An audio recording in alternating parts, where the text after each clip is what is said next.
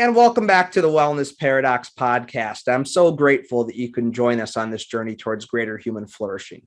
As always, I'm your host, Michael Stack, an exercise physiologist by training and a health entrepreneur and a health educator by trade.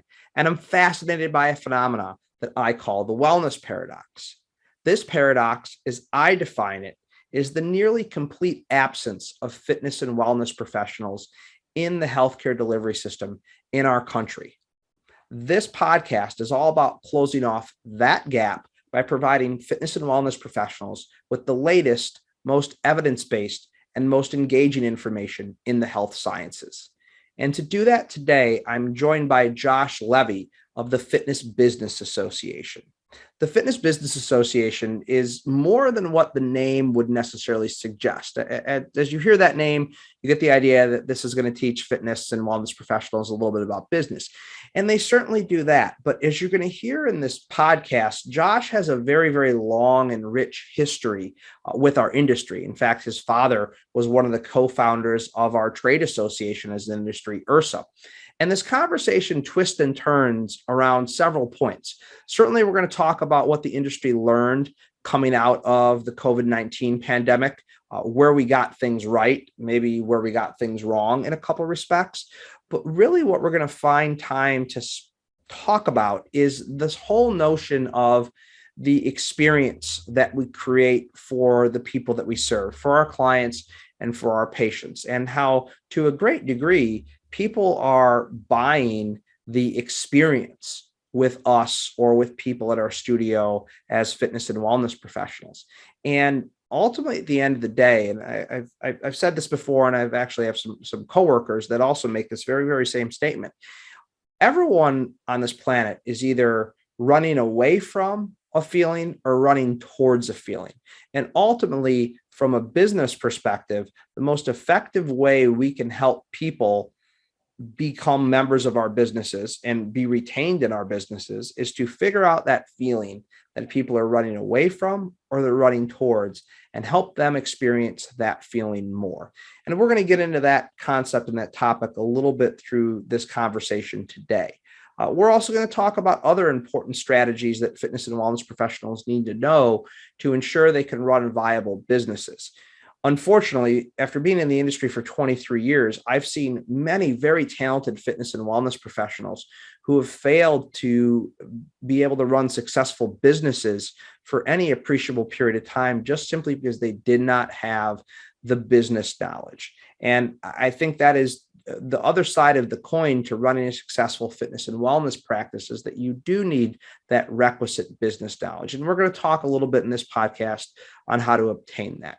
I think you're really going to enjoy this conversation. I think Josh has a lot of insights. We're also going to link up to some information on the show notes page to provide a little bit more exposition on what we talked about during the episode.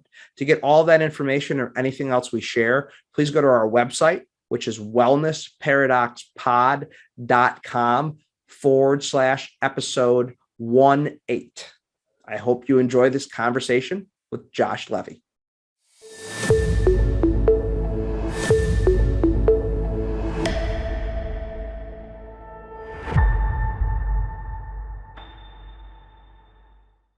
I'm joined by Josh Leve of the Fitness Business Association. Josh, thank you so much for joining us on the Wellness Paradox. Yeah, thank you for having me. I appreciate it, Michael.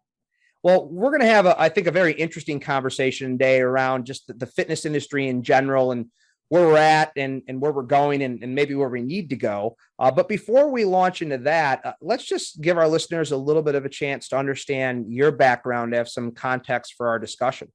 Yeah, no, I appreciate that. So my background, I've kind of grown up in the fitness industry. And, what does that mean? Well, I come from a family of 3 generations of starting fitness associations. And so when I was getting my undergraduate at the University of Kansas, I quickly realized that I wanted to have a career in the health and fitness industry, but I didn't necessarily want to become a trainer or an instructor or a coach per se and get a certification. So I've actually never gotten a fitness certification, but I have learned from so many great mentors of mine, one being my father, and 2 being a gentleman by the name of Gail Landers, who was the president of URSA for a long time, I've learned the business side of fitness. And that really was something that was very evident in my life, something that has really driven me to kind of get to me to where I am today. So when I say I've grown up in the fitness industry, my grandfather started the National Core Clubs Association, the NCCA, back when tennis clubs and racquetball clubs were the big thing in the 70s and 80s. My father came along and actually helped create a little company by the name of URSA and helped create the URSA trade show. For those of you who may not know, URSA is the International Health, Racquet, and Sports Club Association, the largest association for really the big box fitness facilities out there. And then when I kind of got out of college, I realized quickly I wanted to work for health and fitness, in health and fitness. So I started working in a big box health club in Chicago, worked my way up, did that for almost a decade. Again, never on the fitness side, always on the management side. It was the GM. I ran clubs, had staffs, trainers, coaches of upwards of 40, sometimes Pilates, personal training, group exercise, and learned very much how to run those types of businesses. And again, that's where my mentor, Gail Landers, came in, as he is the founder and CEO of those companies still to this day. And quickly realized back in the early 2000s, around 2010, that a lot of my team, my trainers, were leaving to go into these new studios that were popping up all over the place. And I quickly, with my background, and of course, with my father being in the industry, went to him and said, these are great fitness professionals, some of my best that were leaving me, doing 100 sessions a month and realizing, hey, I want to go do this on my own. I don't want the confines of the four walls of a health club. And I realized quickly that, and they realized quickly, that it wasn't as easy to leave the friendly confines, if you will, a Chicago Cubs reference, and go and start your own business. Ultimately, that is something that is going to need the business acumen to come with it. And I tell a lot of the people that are members of our association, a lot of times when I speak around the country, that the moment you put your name on that lease, you have just transitioned from John or Jane Smith, the fitness professional, to John or Jane Smith, the fitness entrepreneur. And that comes with a significantly different set of business skills that you need to make sure that you are educated in to have a chance in this industry. So that idea kind of created the association that we launched almost a decade ago, which was the Association of Fitness Studios, that allowed those fitness boutique owners, if you will, the ability to run their businesses more effectively. And from there, we would work with a variety of individuals, whether it's a fitness professional that was looking to get into business, whether it's an independent contractor, a current fitness studio owner. But we recently went through a rebrand and are now the Fitness Business Association, because we found that kind of pigeonholing ourselves as just an association for fitness studios, we were missing a larger piece of the pie, which was so many more individuals that can really come to us and need that fitness business education, retention, marketing, operations, social media, you name it, that allows them the ability just to be successful in their career, no matter where they are in the fitness industry, because it is a wide and varied industry, as you all know. Yeah, that's great. That's a very interesting background. And Gail is a tremendously fierce advocate for our industry. In fact, I feel like he's among a core group of people that is almost single-handedly trying to get this GYMS Act across the finish line. And I had no idea that your father was involved in the start of URSA, which that is. He was a founding employee with John McCarthy.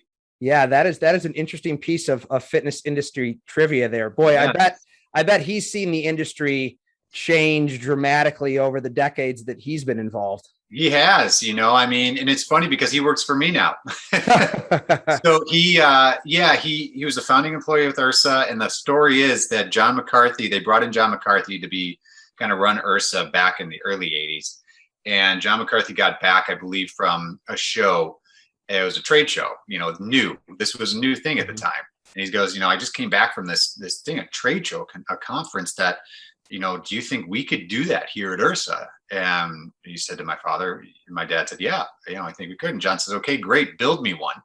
And that's where URSA, the trade show that you now know, it came from. I mean, they started with like 10 or 12 tabletops in a small little hotel, and they built it to, what it is today. So he did that for almost 30 years. Of course, John McCarthy stepped down, and my father stepped down a while ago, was doing some consulting. And then when I started the association, I went out to him and I said, hey, I need somebody who knows sponsorships and knows the industry. I go, you want to come work for me? And then he has been ever since.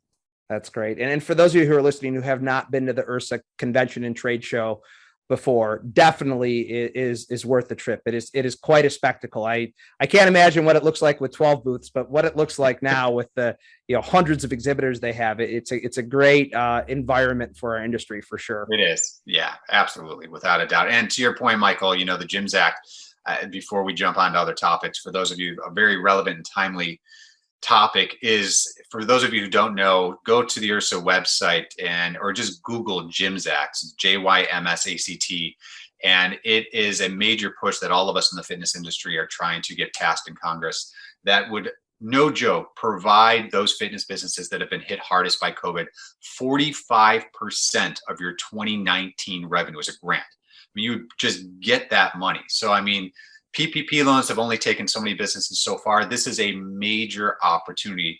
The fitness industry has really been overlooked by a lot of these laws that have been passed. The restaurant industry was helped out.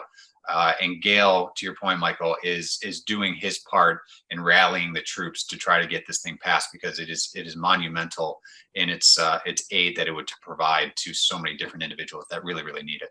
Yeah, and not to belabor the point too much, because that's not the topic of our podcast, but this not only would provide a major lifeline to our industry, but it would be the first dedicated piece of legislation that was ever granted for the fitness industry. So in doing so, would greatly legitimize our industry in the eyes of lawmakers. And I think that this is a really, really important step. We will link up to all the information in the GIMS Act, in the show notes for everyone to check out. And everyone can be a part of advocating for this. Even if you're not in the industry, you can still help advocate for the GIMS Act. Yep.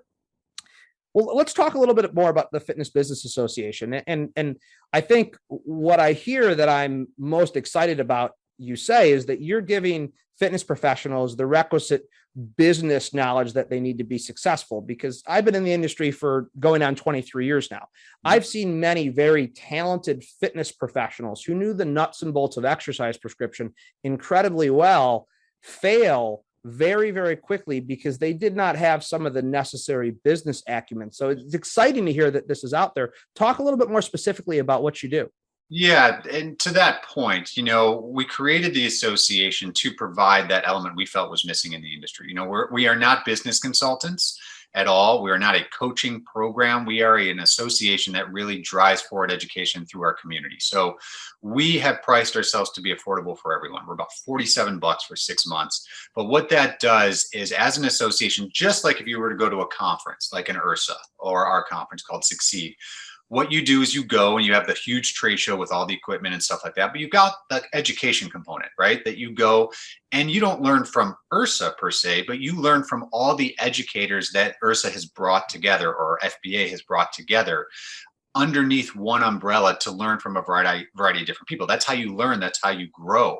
And so what we learned early on is, how can we get our reach? Because we know so many people in the industry. How do we get these incredibly talented, award-winning presenters underneath one umbrella to consistently provide high-quality education on the business side of things? And that's really where FBA was born. And that's what we do. We have continuing education courses as well, but ultimately our motto is based around community and bringing in educators and providing like a conference feel year-round, ultimately, is what it is. And so what we have found is that our audience, to your point, they can be the best trainer in the world, the best coach in the world. And a lot of times you are that because of the relationships that you have with your clients, how you make your clients feel. And sometimes you can't coach personality, but you can learn the business side of things. And that's the other thing. Michael, we could go off on so many different areas on this conversation, but in the fitness industry, a lot of times you get your degree and then ultimately you're kind of put out, with the sharks. And it's like, good luck. And there's no onboarding. Sometimes, depending on the culture of the company, there is more so in other companies, but it's basically sink or swim. You get thrown into the fire and you have to figure it out on your own. Well, that's great. And I've got this exercise science background. Nobody's taught me how to sell. Nobody's taught me how to walk a fitness floor and walk up to somebody with a towel and say, hey, I'm new here. That selling approach is very difficult. I know how to train. I could be the best trainer. I can get you whatever you need. If you want to tone up, if you want to lose weight, if you want to get blood pressure down, whatever it is, I can do that. But I also have to understand the other elements of that. And that's working within the four walls of a health club or a YMCA or JCC or something like that. When you get out there on your own, or if you're an independent contractor and you want to grow your business from that element, there are so many different angles of business that you need to be educated in. And it doesn't have to be boring. People think, oh, business is boring. That's not it at all. It's exciting. I mean, this is about growing something that is very near and dear and special to what you like to do. And that's change people's lives. And it's all about you. But in order to do that, you got to know where your leads are coming from. You got to understand where you're going to market. You got to understand how to get referrals. You got to figure out all these different things that are just a different component of what you've been doing that allow you the ability to grow your business faster. And so that's ultimately what we do, is provide that education in a very streamlined way. Yeah. And that's so important, because I'm about to say something that I'm sure you have heard hundreds, if not thousands of times during the course of your career in the fitness industry with trainers. I love training, but I hate selling. And if I have to keep selling, I'm not going to do this. But I think what you're saying is that selling, just like learning how to be a great trainer, is a skill set that you can develop with the right training, just like you develop that training to prescribe a great exercise program.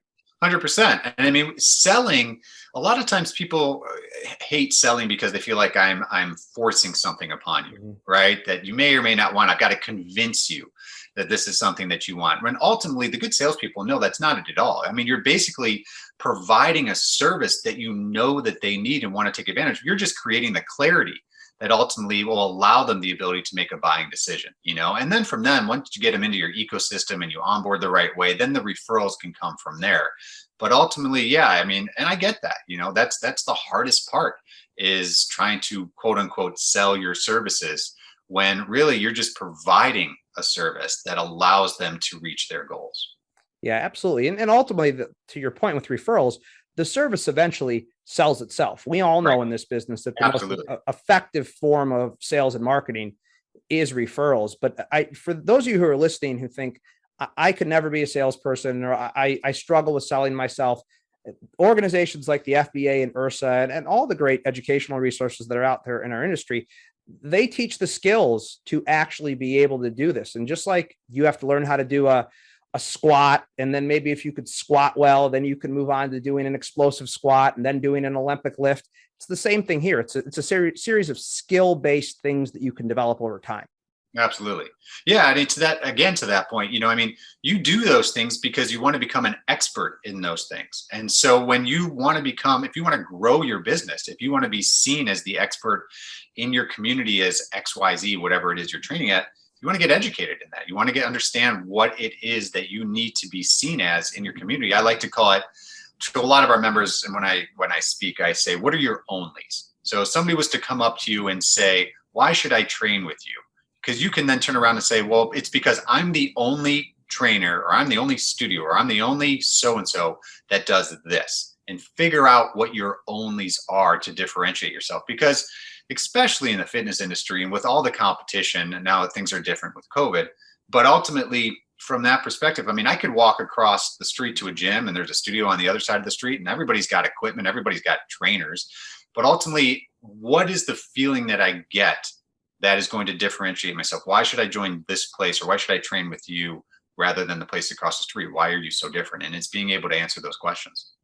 Yeah, absolutely. And it is about differentiation. And you mentioned COVID, and unfortunately, we're still in the throes of COVID. I think we all had hoped by this point things would be getting back to normal, but now they even seem to be regressing a little bit. Yeah. You have a good view of the fitness industry ecosystem in this country. And I'm going to ask you this question from two perspectives. I'll start with the studio owner operator perspective.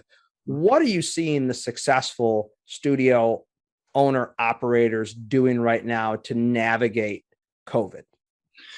It's a great question, when I get asked a lot. So I want to preface before we get into the answers, because I've got a variety, but what they're doing to combat it is there's this desire forming from consumers, the general public, that COVID is just becoming an annoyance, right? And certain places are open at certain capacity levels, or wide open, depending on where you live, Texas and things like that. But ultimately, consumers are starting, the in-home fitness boom was there, and the Peloton stock and stuff like that. In-home fitness is a topic that I could go on for a long time with Peloton and Tonal and Mirror and things like that. But consumers are craving better access to equipment, and you can only do so much at home. And ultimately, by getting back out into the industry, and I'm a big advocate to have people come back to studios and gyms, of course, in a way that makes them feel safe and that their health and safety is the number one priority, which I'll get into in a second. But people, and the data that we're seeing is people want better access to equipment. They want to feel good, both physically and mentally. They like the greater accountability that they get when they go to work out in a studio or at a gym or at a health club. And they like receiving the guidance that they get from instructors. I mean, you can't, if that's the communal aspect that you crave, you're not going to get that at home. And so you need to push yourself to achieve more. And a lot of times that can be done within that space. Now, when you start talking about, what we're seeing, especially with the throes of COVID and everything like that, people want in real life experiences. I mean, they want to get out of their houses. We are social people. There's always going to be an element of in-home fitness that is going to be here. But I believe in-home fitness is a complement to kind of getting back to the real world, if you will, because you can only, like I said, do so much at home.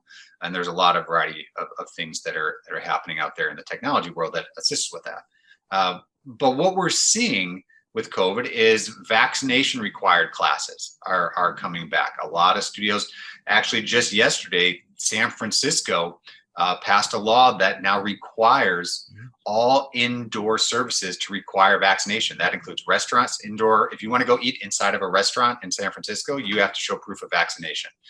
Same with the gym as well. So how much that is going to kind of trickle across the rest of the country, we'll have to wait and see. Because of the weather and what we're seeing, outdoor classes are booming in popularity. It does not take much for you to train your class. If it's a small group, if it's a group exercise class, to do that. Gotta love live podcasts with the dog jumping off the bed. We'll continue on. But, that's what we're seeing. Outdoor classes are booming in popularity. Mental health and self-care is also something. We have been confined to our homes for so long that ultimately mental health and self-care are topping the list as far as a trend that we're seeing, because so many people need that social element of their lives. I mean, you can only do so much through a Zoom, call, and no offense, Michael. I mean, I love doing these, but if we were in person, it'd be fantastic, right? I mean, there's only so much that it affords you the ability to do. And we're ultimately craving new experiences beyond our homes. I mean, we want to work out with friends. We want to get back. We want to get back to normal. And so we're seeing this push for more things to happen in real life. And ultimately, there are a variety of other components to that consumers are seeking, whether it's lower costs, a free trial, they want to work out with their friends again. They want to kind of get back to the basics of what it was and really just work out with more people like me. I mean, that's what it comes down with. Fitness is a social environment. We're in a people business, and ultimately you can't work with people all that well. Virtually, you can only do it for so long. So hybrid models and things of that nature are also, a major component of what we're seeing. Yeah. And I think there was this sentiment at some point during the pandemic that Peloton and Tonal and the Mirror were going to be the death of the health club and fitness center. And as you alluded to some of the data that's coming out, a very, very large portion of people say that they crave being back in the community environment. They'll supplement with those things, Absolutely. But it's not a substitute. No, and there was a very interesting article I read about that topic where they equated the health and fitness industry to that of the arcade industry back in, you're about my age. I'm 42, probably a little younger, but I remember going to arcades when I was little and I loved it. And then all of a sudden these things like Nintendo and Atari and a variety of other things started coming out, and oh wow, I could do this at home. There's no need for me to go to the arcade, right? And they equated that to the fitness industry with what's happening at Peloton and Tonal and Mirror. It's like, oh, the fitness industry is going by the way of the arcade industry, and everything's going to be at home moving forward. And I just shook my head. It's like, come on, those are two completely different industries that there's a different podcast can relate to, but so different in so many different facets that, as I mentioned before, in-home fitness is here to stay. It always has been around. Jane Fonda did VHS tapes back in the day, Tybo, P90X. I mean, there's so many new things that come out all the time. Peloton, tonal mirror are the newest thing to do. It's the newest trend. But ultimately, that is not going to carve a piece out of those that like to go into the facilities.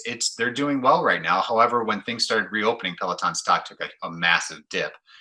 And of course, everything else that's going on with them as far as injuries and things of that nature haven't helped either. So, Yeah. It's interesting. And I think one thing that is not brought up as much, and I'm curious to get your thoughts on this, there's a large subset of our population that maybe doesn't go to the gym a lot or goes fairly infrequently, or maybe not at all. And part of that is a cost issue.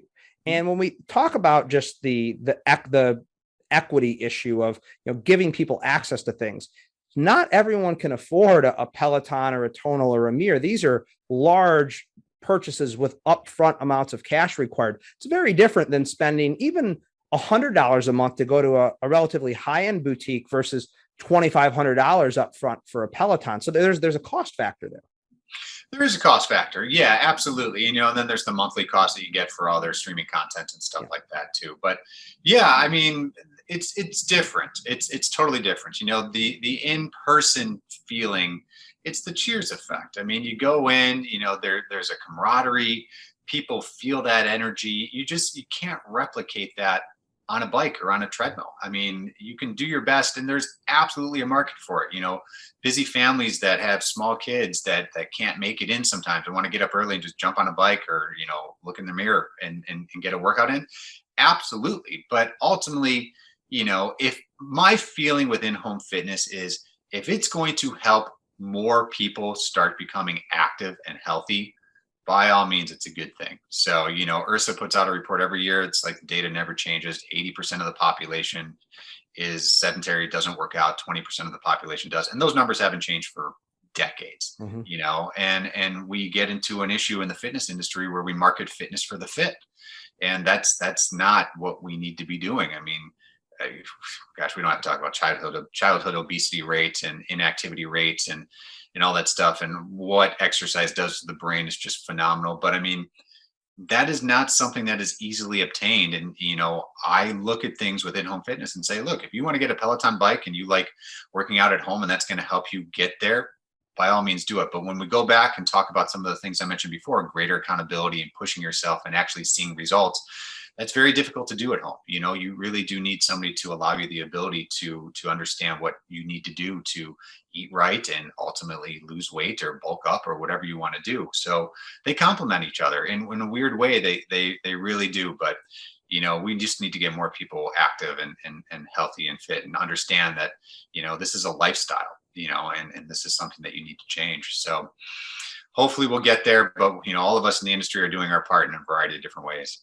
Yeah, I want to go back to that marketing fitness to the fit in a little bit, because I think that's a great conversation to have, both from a business and a public health perspective. But the distilled answer to the question of what are the successful fitness studio owners and operators doing, it sounds like they are leveraging the community and the culture they create to really curate great experiences for their clients. It seems like that's the emphasis.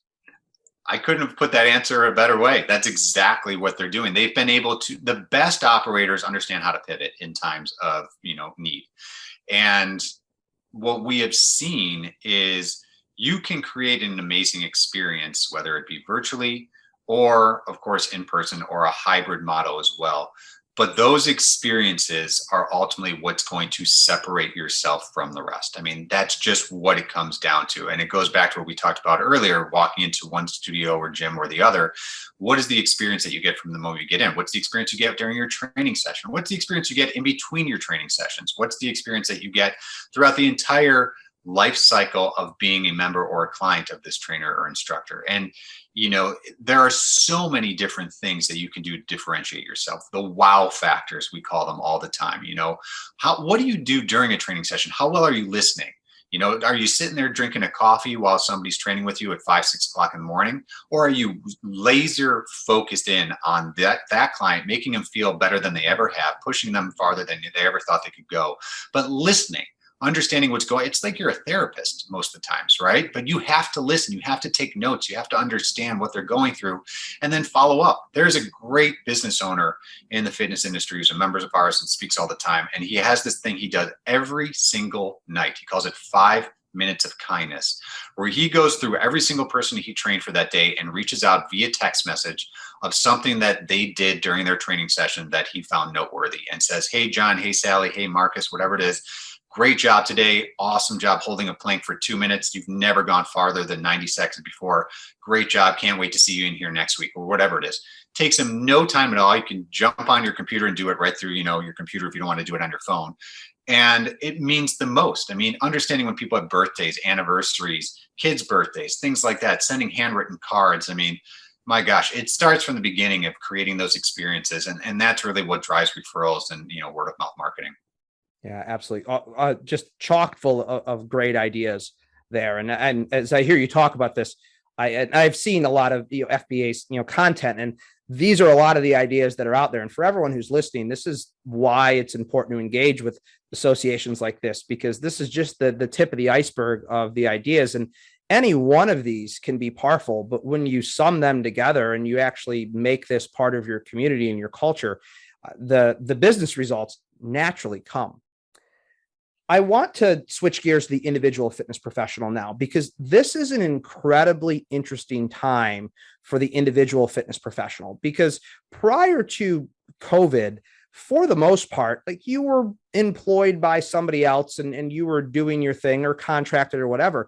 Now, and it seemed like, in that being the case, I don't want to use the word power, but it seems like the power, in air quotes, was in the hands of the studio owner or operator. Now that seemed to have shifted, and now there are all these virtual platforms that are out there. There's outdoor workouts. So the options that the individual fitness professional has to make money and build a brand are very different now. What are you seeing those individual successful fitness professionals do that might be a little bit different than what maybe the studios are doing, or how are they navigating these newfound opportunities? Marketing, and marketing themselves in a way that makes sense, good business sense. I mean, you're right. There is new opportunities now for the individual fitness professional that there never were before. It's always been there. COVID just thrust it into the limelight, right? And so online training or virtual training was always around. Zoom has been around. There's platforms that have been around. Trainerize is an example of it. Different systems that allow you to connect with your clients and upload videos and stuff like that. But now, if you have a network, one of the things that I tell our audience the most, it's whether they're studio owners or independent contractors or fitness professionals, is you need a list.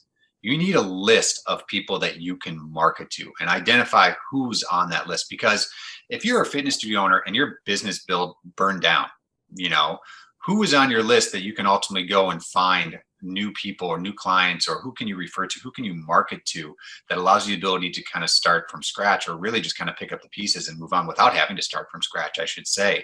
So the fitness professional now has such a unique ability to market themselves in a way that they are an expert in a certain area of training that allows them to grow their business from home. I mean, now COVID has created an opportunity, and a perfect example is my wife, who she is a physical therapist, and she, did her undergrad in California and then a residency at Mayo, but she was a Pilates instructor before that. And when she was doing her graduate school in California, she taught Pilates classes and group fitness classes and stuff like that at a studio in California. Well, COVID hit, and the studio there had to shut down and started doing things virtually, and reached out to her and said, hey, do you want to start teaching classes? We've got a built-in audience that loved you, and you could do it all through Zoom. And she continued to teach that class on a Tuesday night, once the kids go down and stuff like that. So everybody can grow their business in a virtual space from a fitness professional standpoint.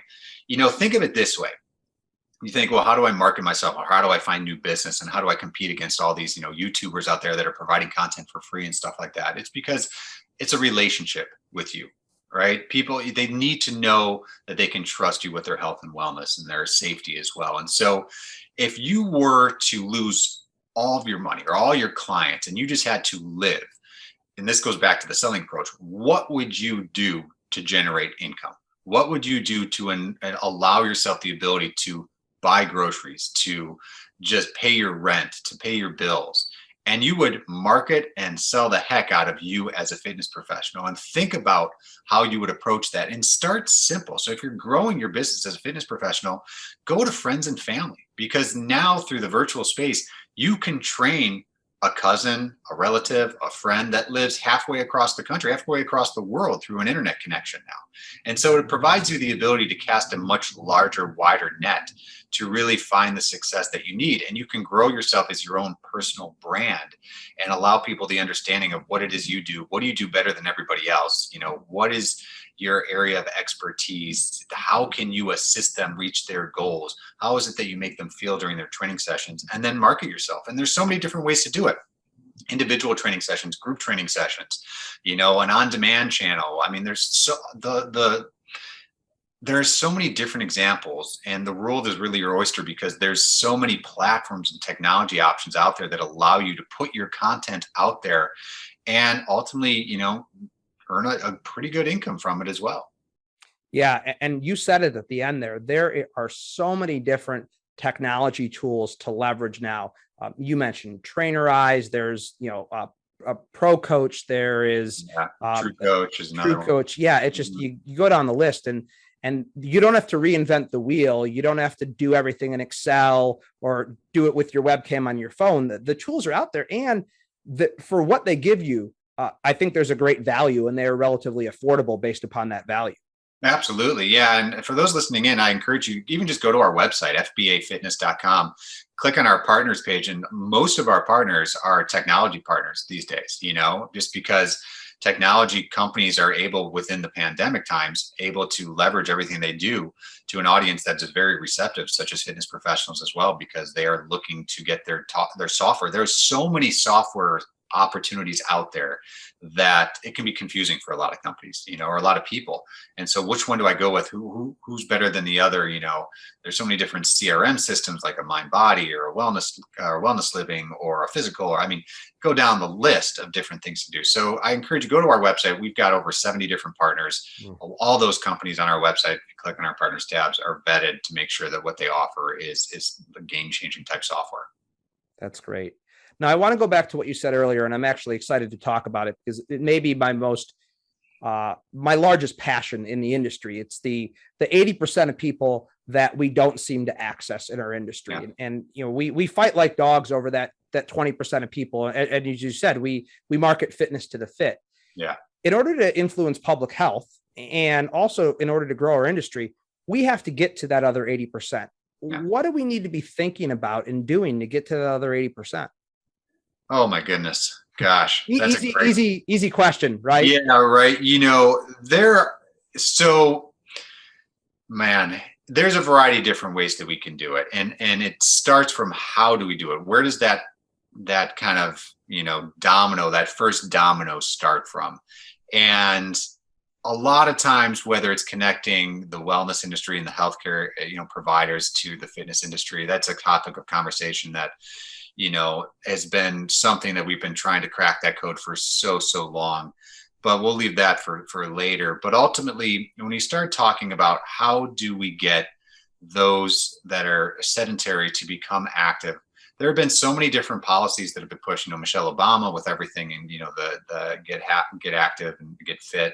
I don't remember exactly the policy she was trying to push to get everybody up, but we've tried so many different things. And I wish there was like a one size fits all approach to this, right? But it's become something that is so difficult to change, because when you look at our culture, no matter where it is you live, from a diet perspective, I mean, look at what's being fed in the schools. I mean, kids sometimes don't have a chance, you know, because they are just ingrained with a unhealthy lifestyle from and they don't know, and it's not their fault. And sometimes it's not the parents' fault. It's an education component that is just being missed in so many different areas of our lives that you don't know. I mean, no joke, Michael, growing up, I ate fast food, you know, I mean, I didn't eat the healthiest. I didn't have any concept of nutrition. And it wasn't until I was in my late 30s that I ultimately became a vegetarian, almost vegan, and really, and that's not for everybody. I did it for other reasons too, and really focused on my diet and nutrition. But I mean, there's just such a lack of education in that space that just doesn't set up a lot of people for success. And yeah, the fitness industry markets fitness for the fit. How do we get that 80%? We got to look at a more granular level, and we got to start earlier, and we got to educate people. And I mean, sometimes it's just, you go back and you think about smoking, right? Back in the day, smoking, and we've all heard about sitting is the new smoking, right? I mean, that was a big thing a couple of years ago, where the research has found that if you sit a certain amount of days, it's equivalent to smoking a certain pack of cigarettes. I mean, there have been so many different things that government and the industry has tried to pass to get that number to change, but it just doesn't change. And it's because it's hard. Smoking as well. We know smoking causes cancer. We know smoking causes a variety of other health, deficiencies and issues in the body. But being inactive, I should say, comes with so many other elements, and it's hard. It's super easy to put weight on. It's super hard to take weight off, and you have to, the difference between smoking and getting active is smoking, you could have a patch on your arm and you have other elements that can help you stop smoking. And to some, it's just almost impossible to do it. But others have been successful in that. With getting active and getting fit, you have to push yourself to a point that is very, very uncomfortable for a lot of people. Getting up and exercising, getting those lungs pumping and the blood flowing, to a lot of people who are inactive and sedentary, that is not a enjoyable experience. And there's a mindset shift that has to happen there as well. It's so easy just to get a pizza and have a Coke and sit down and watch TV on a Friday night, or, whatever it may be. It's a lot harder to say, you know what, instead of that, I'm going to go for a 5-mile run. For those of us that are active and fit and understand, the endorphins that you get after that, and you just love it, it becomes part of that lifestyle. It's easy. So it has to start early on, because it's so hard to change that habit that you have. There's evidence on how long does it take to create a healthy habit, 3 weeks, 6 weeks, whatever it is.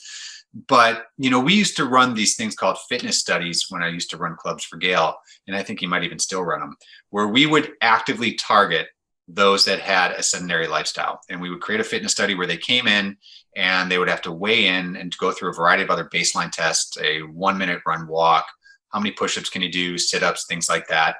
And we would record all that stuff. And then they had a free membership to the health club for, I think it was a month or something like that. And then we did the same tests after the month to see how they felt and to really kind of see small changes in their life. And ultimately, you want to get them integrated into the club, understand and educate them. And there were other seminars that they had throughout the course of the month. It was an awesome, awesome program, and specifically dialed into those people that weren't very active. And we saw great success with that. We would run that a few times a year.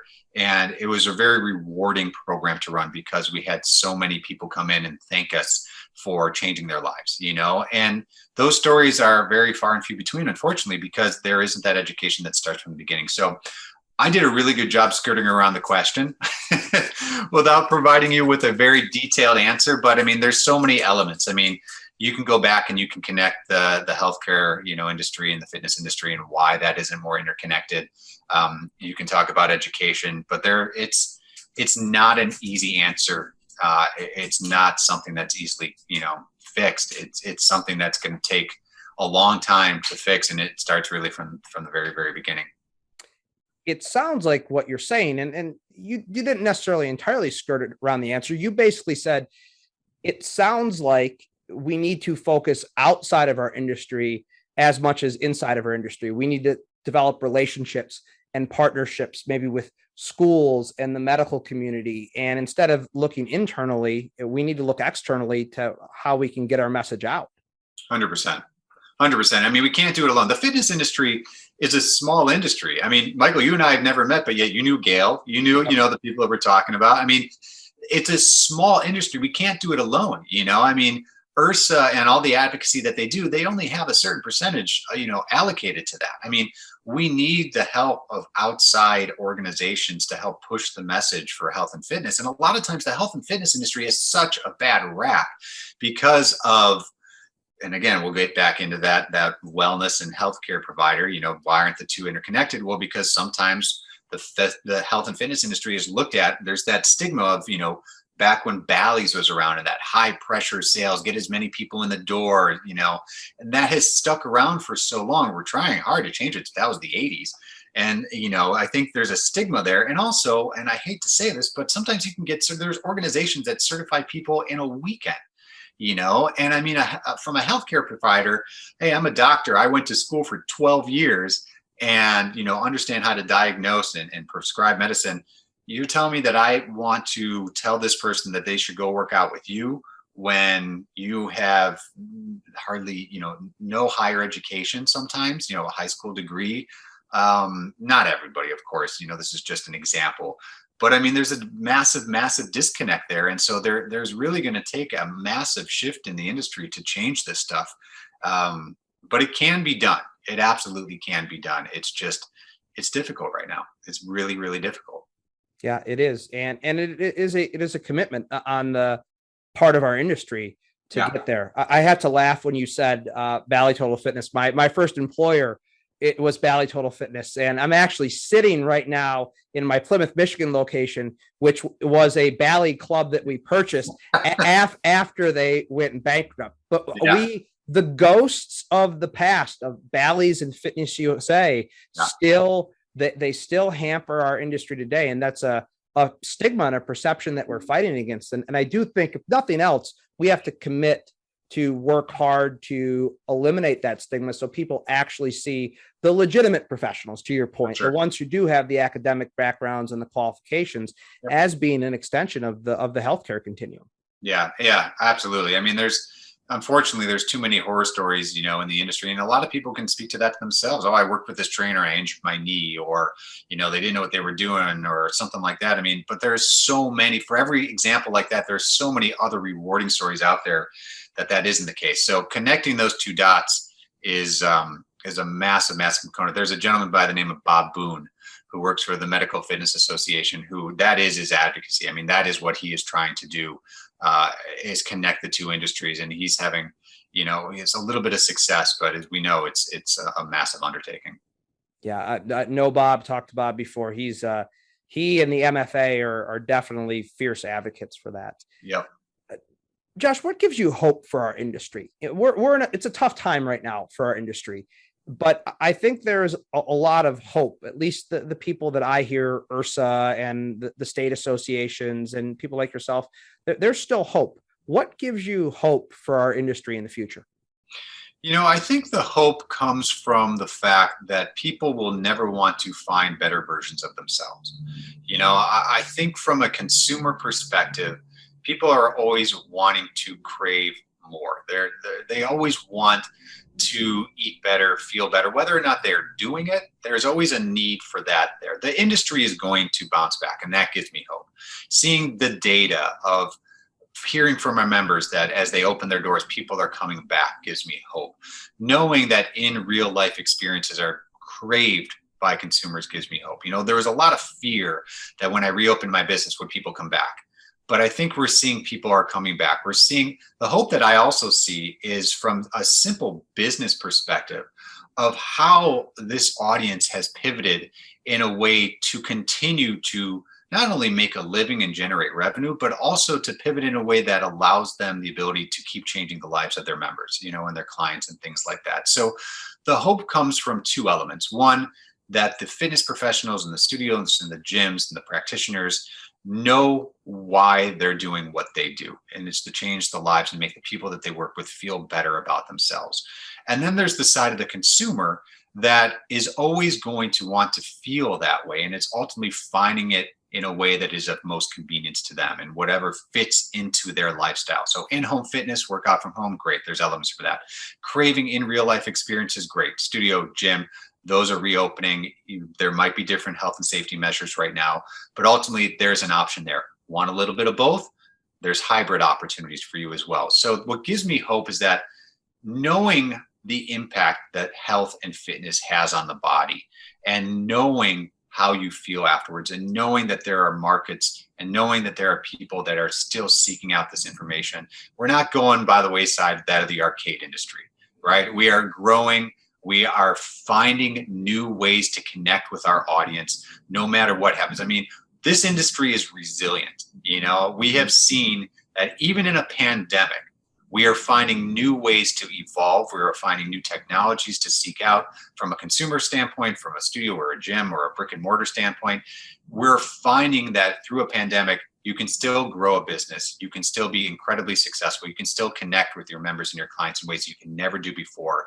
So I think from a resilient standpoint, it gives me massive hope that once things do ultimately get back to normal, I think the fitness industry is in a really good place to see a massive boom when it comes to business, because I think the best operators are the ones that have been able to pivot and see success.